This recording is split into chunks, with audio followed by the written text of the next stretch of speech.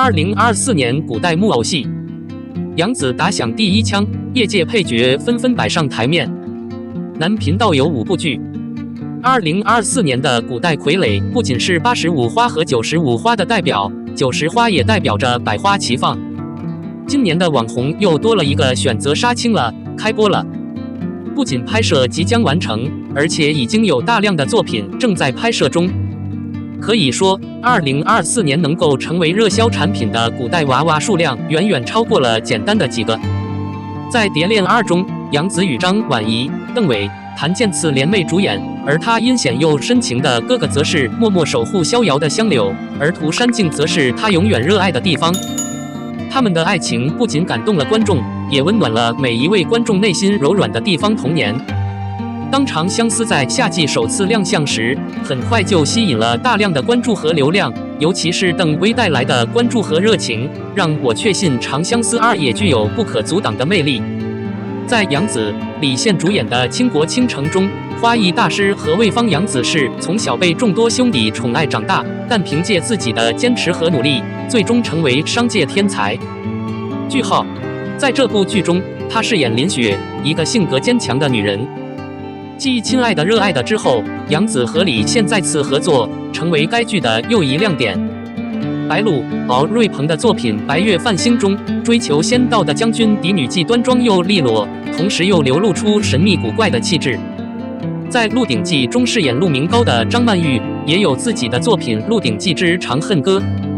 敖瑞鹏在《少年宋行》中展现了自己的才华，在《山外一念》中介绍了常华森。这2位演员的加入，无疑给这部剧带来了强劲的推动力。在陈都灵与侯明昊合作的《大梦归来》中，令人震惊的女妖以猎物的形式出现，但她实际上是被困其中的猎人。这部作品是一部充满暴力、血腥和死亡的电影，但在这部电影中，陈都灵的表演让观众看到了她对人性的深刻思考和对人性之美的追求。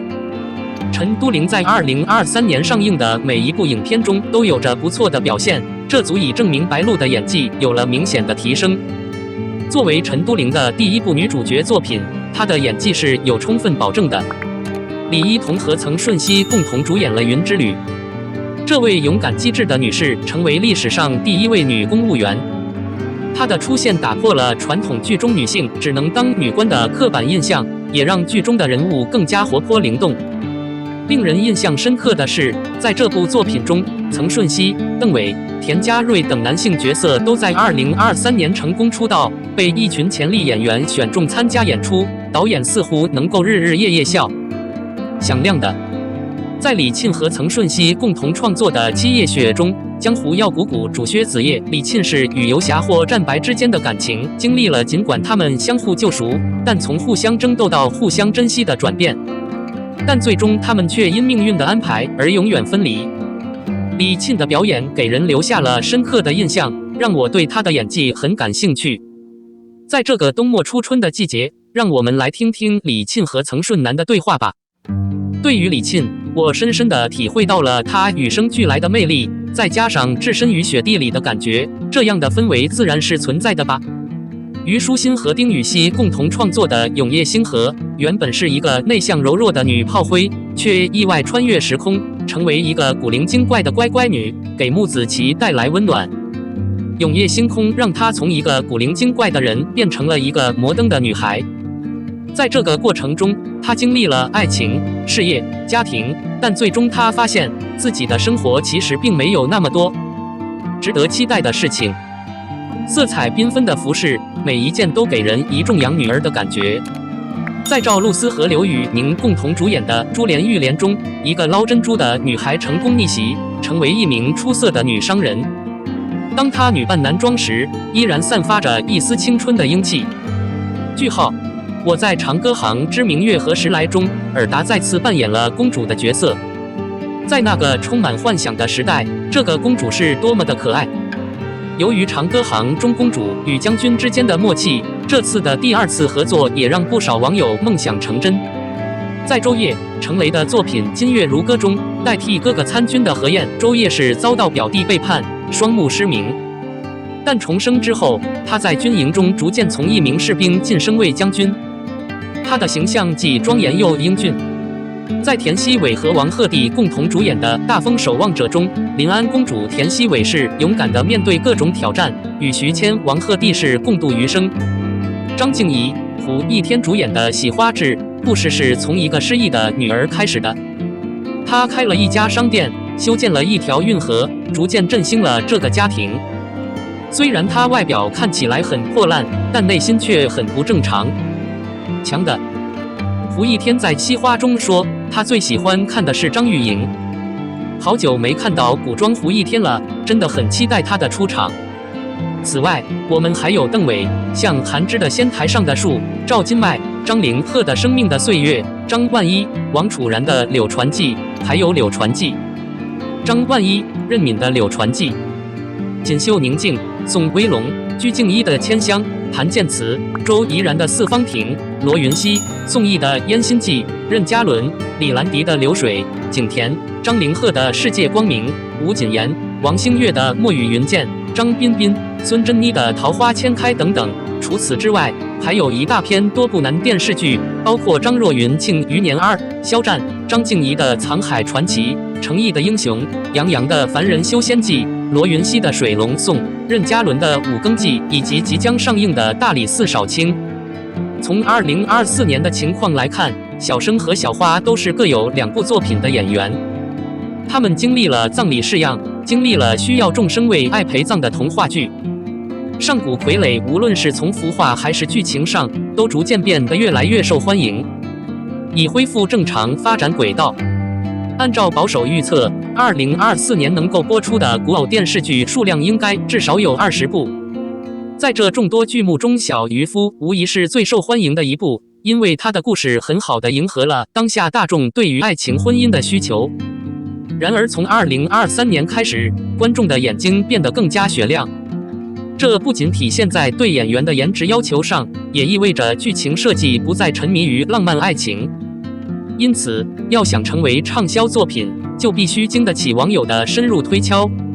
从目前的情况来看，能爆红的作品是《长相思2》和《庆余年2》2部基础作品，其次是郑晓龙回归和肖战回归古装剧《藏海传》。银海也算是一部比较成功的作品。无论是程毅还是任嘉伦，他们都有能力吸引大量的关注和流量。考虑到近年来男频道剧的出色表现，他们在《英雄》和《五更记》中的表现也不会太差。到了2023年，杨洋的演技被网友猛烈批评，直呼有血性。所以《凡人修仙传》如果不改变他过于夸张的帅气形象，很可能会是一部埋葬题材的作品。白月繁星、大梦归来、永夜银河等仙侠题材作品，在之前的版本中都被大量改编。即使是神仙也很难摆脱情感的纠葛，即使是反派也需要经历一段炽热的爱情。所以现在很多人都觉得这2个剧本不好看，但其实里面有很多东西可以说是低俗到让人无法接受的地步。如果2024年的仙侠剧不能摆脱这些低俗元素，它在粉丝群体中的受欢迎程度也可能会大打折扣。至于《柳传传》《金月歌花之年》等其他古偶剧，他们的原著小说质量相当高，但能否成功拍摄，主要是取决于的专业水平导演和演员们。至于能否成功，目前还没有确切的答案。杨紫客串麻辣烫，主演绿茶豆豆。他可不是什么浓眉大眼的好人。随着麻辣烫的火爆全国，观众被这部励志鸡汤电影深深感动。电影不仅票房持续飙升，口碑也一路飙升，成为当下最热门的话题之一。其中，杨紫的颠覆性表演更是引人瞩目，而她与导演贾玲的幕后合作也备受关注。今天就让我们走进麻辣烫的幕后花絮，感受这段银幕爱情的点点滴滴。炙热是一部励志电影，讲述了主人公在生活困难中继续努力，最终实现梦想的故事。杨紫在片中饰演的豆豆是一个心机重重的反派人物，与她以往的形象有很大不同。他不仅是乐莹的表弟，更是掌控幕后一切的关键人物。豆豆的形象让人又爱又恨。